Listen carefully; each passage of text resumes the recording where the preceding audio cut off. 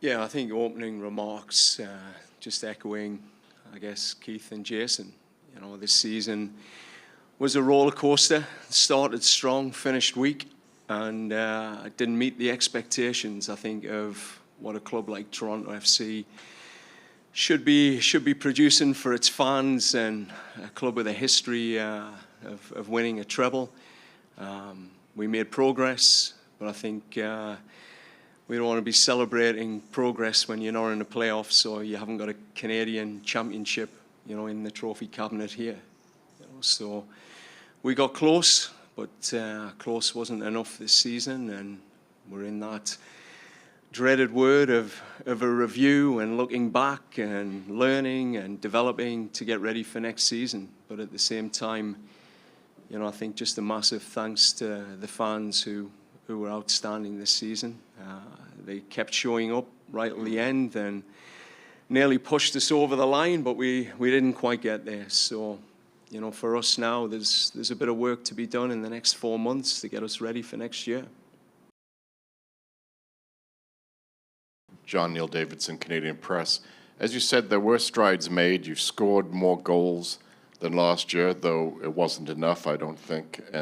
But you also gave up more goals than last year, I believe. What areas need to be strengthened in your squad? Yeah, again, I think if you look at it over a 4-year period, we outperformed teams over the last 4 years, which, you know, many of the metrics, whether it's points or wins, etc. So there's been progress, but it's not the progress you want to celebrate. You need, as I say, a Canadian Championship trophy in your cabinet. I think that would have took the sting out of missing the playoffs.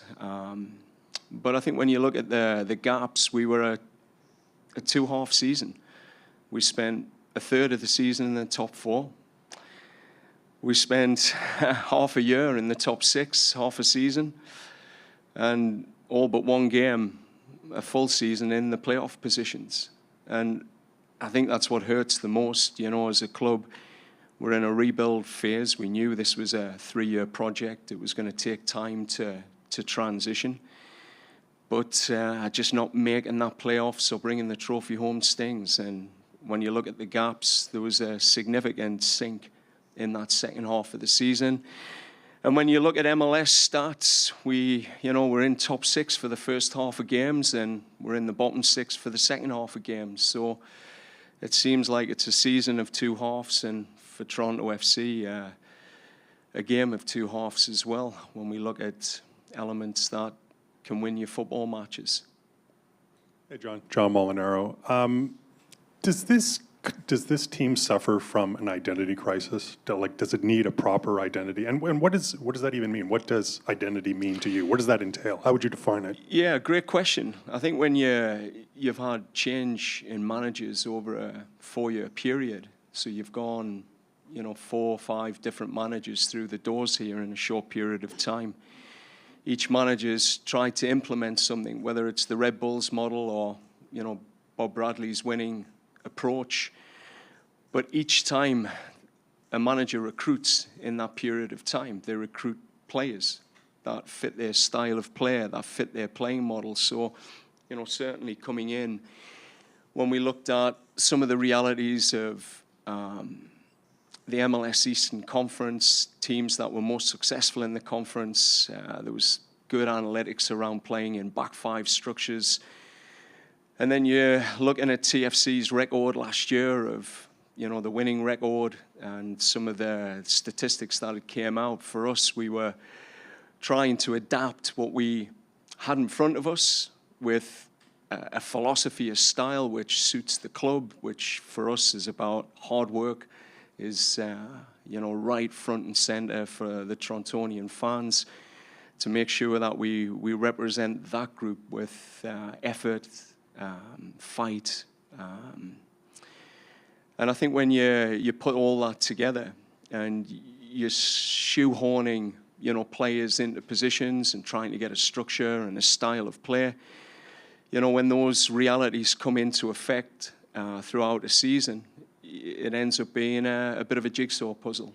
And the jigsaw puzzle unfolds when, for example, you have only 5 games with your 3 DPs on the pitch. You don't envision that when you're creating a style of play, that's for sure.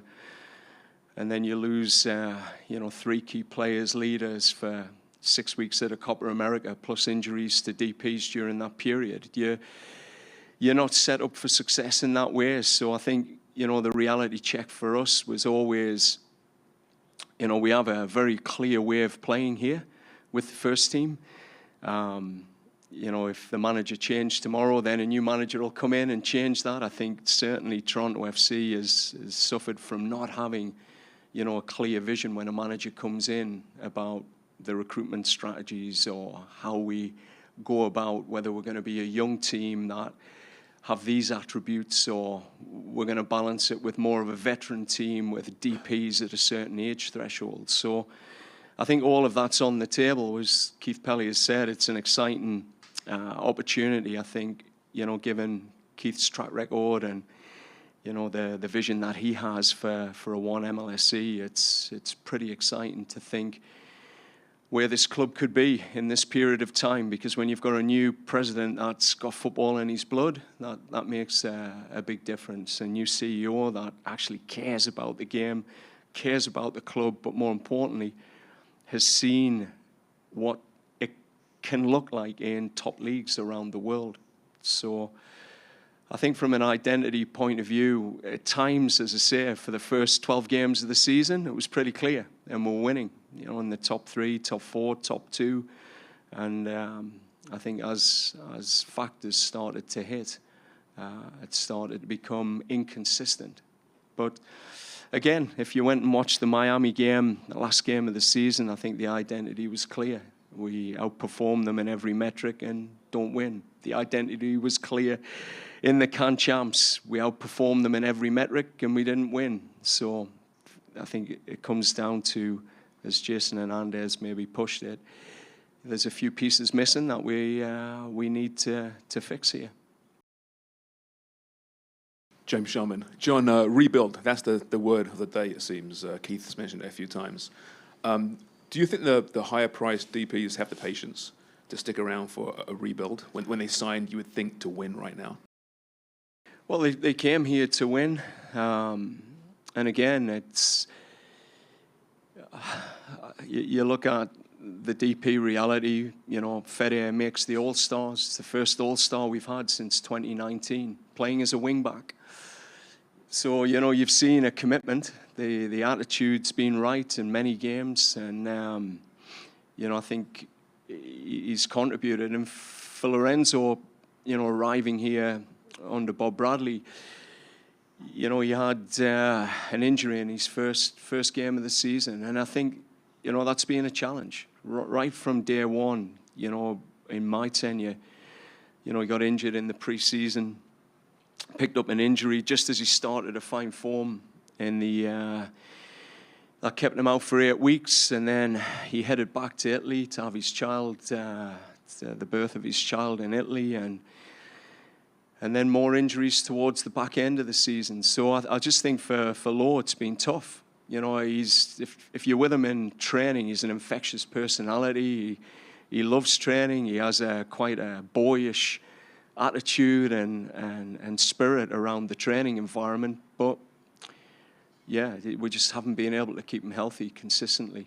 So when I look at the 2 DPs and are they going to have the patience, I just think this club have got to look at everything. And Keith's already alluded to that. Everything will be looked at, because when you're creating an identity, the DPs are a big part of that. Who you're going to bring in to play in those key positions that drive an identity.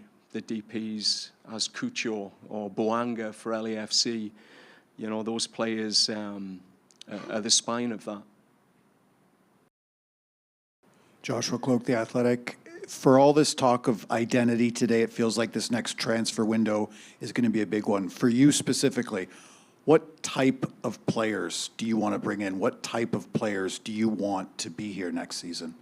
Yeah, great question, Josh. I think when you hear Keith and Jason Hernandez, there's an exciting journey to go on in the next few months to really understand what the club want to leave as a legacy. in terms of their identity moving forward. And I think that'll define a lot of the recruitment strategy as we move through. What I've seen on the pitch, defensively this year, we've certainly struggled. That's been an area that's been a challenge in terms of goals conceded, and goals conceded in the last 20 minutes of the game. I think 40% of our goals are scored in that period of time. Second half of the season and second half of games has just shown a level of durability in players. So right at the core of this, these players have to be durable.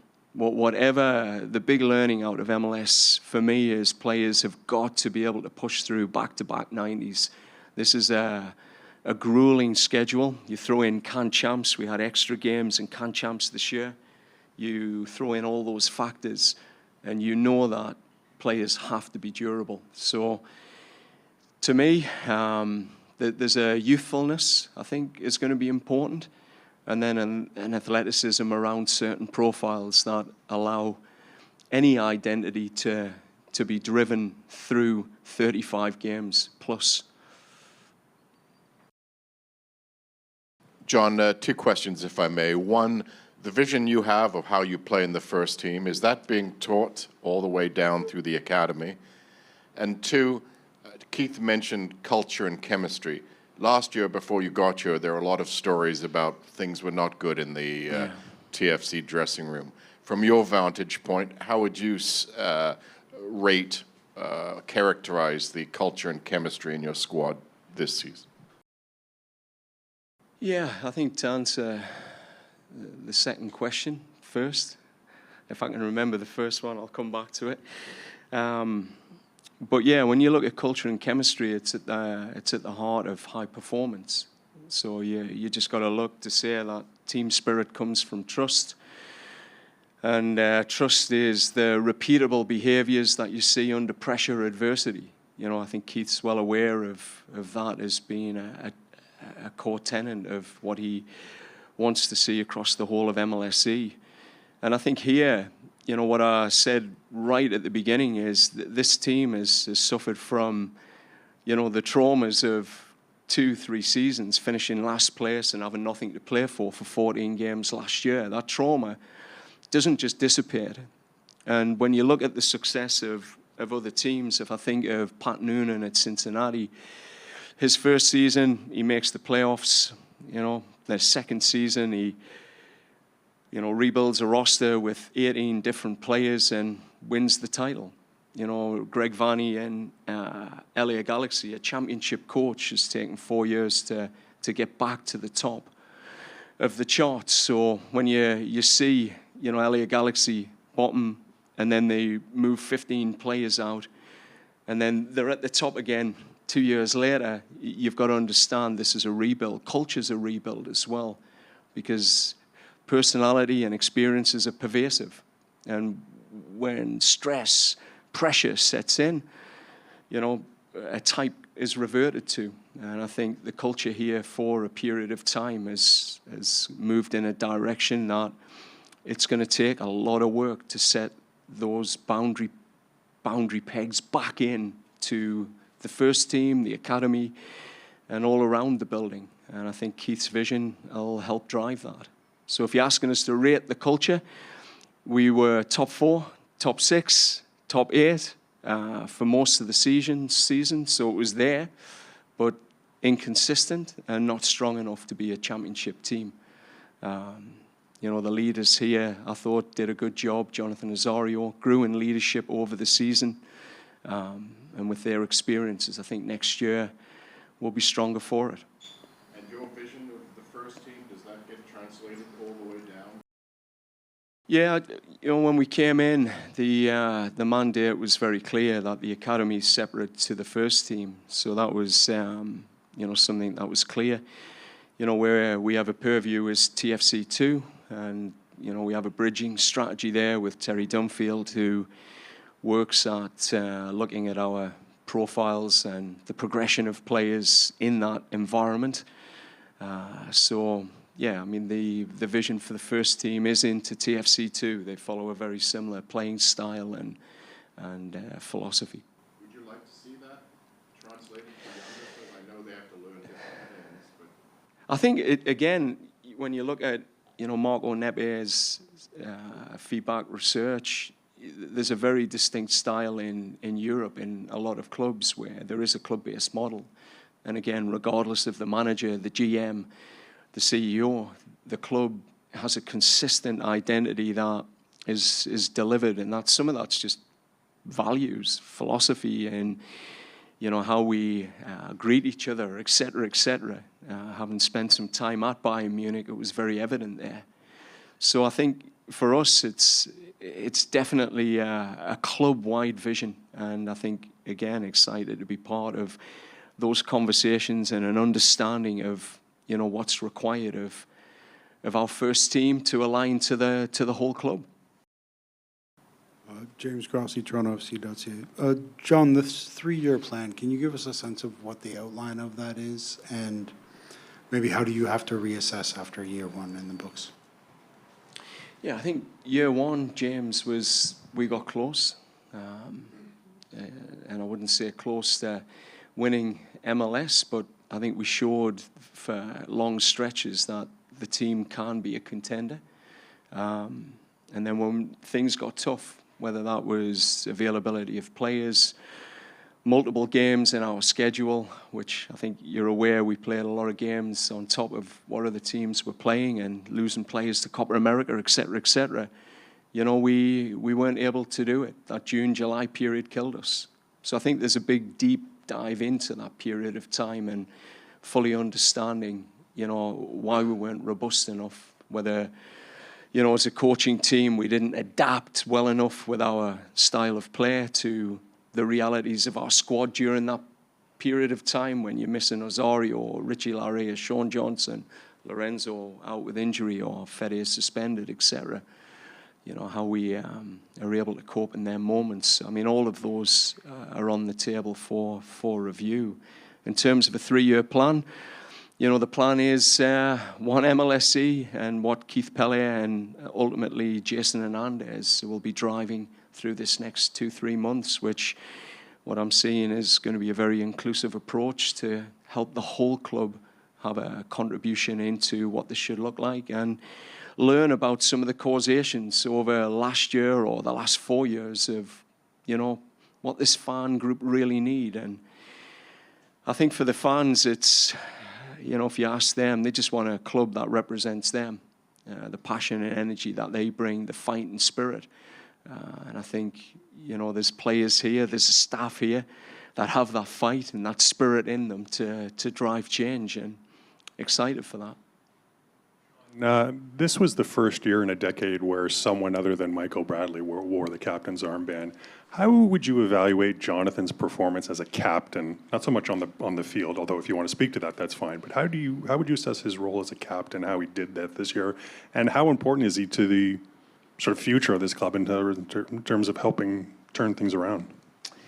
Yeah, I thought Jonathan just grew into his leadership role through the season. I mean, when you take over a captaincy of someone like Michael Bradley, who had been the club. I mean, many will say Greg Vanney was TFC, others will say it was Michael Bradley and Greg Vanney. But, Michael had such an impact, and I felt it for the 3 weeks I got the chance to work with him.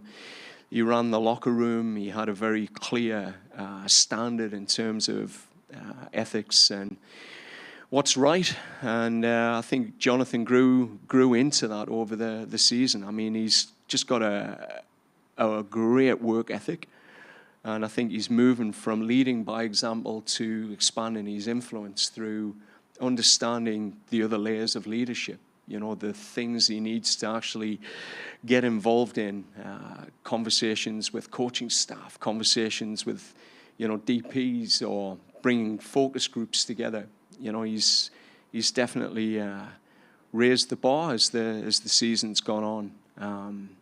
But I think we missed him, on the pitch, that the Copa America period. And if you look at the stats, our sort of points per game without him in the team, is really interesting. You know, we don't accumulate as many points without Jonathan in, and it seems to be, you know, his influence that dictates often at times whether we're going to win or lose matches, whether he's on the pitch or not.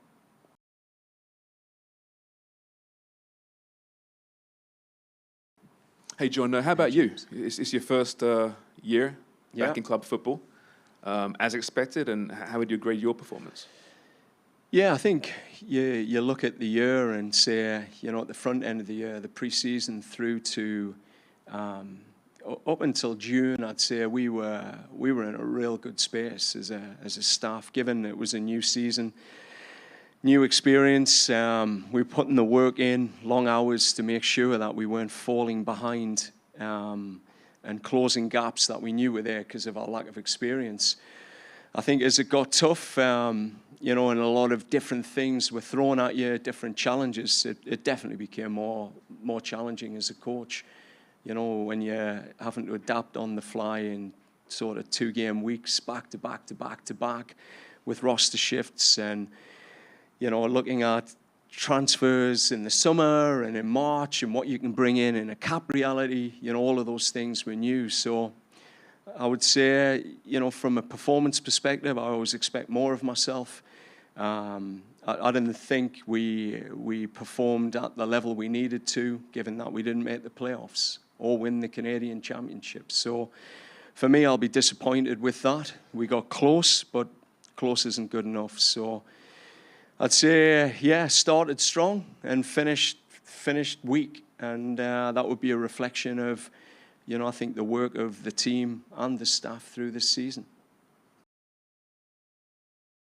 John, Simon Haupt, Globe and Hi, Mail. It's coming up on 3 months since the Canada Soccer drone story broke. Yes. Have you had, the investigator is still working, have you had an opportunity to speak with her? Yeah, I'll be consistent with what I've said. When there's an open investigation, Simon, you know, I'll talk about these elements and all aspects around that when this investigation's concluded. I think there's an integrity to the investigation that's important, and I'll be maintaining that. How did it feel to live under that cloud of suspicion? Again, you know, I like to stay focused on the task that I've had in hand. It's TFC was an all-consuming job. I think anyone that knows what time we get in the building, what time we leave, and the game schedule, we tuned out the noise. We had to. There was nothing else we could control. We couldn't control those narratives. So, you know, you focus in on the task at hand, which was TFC.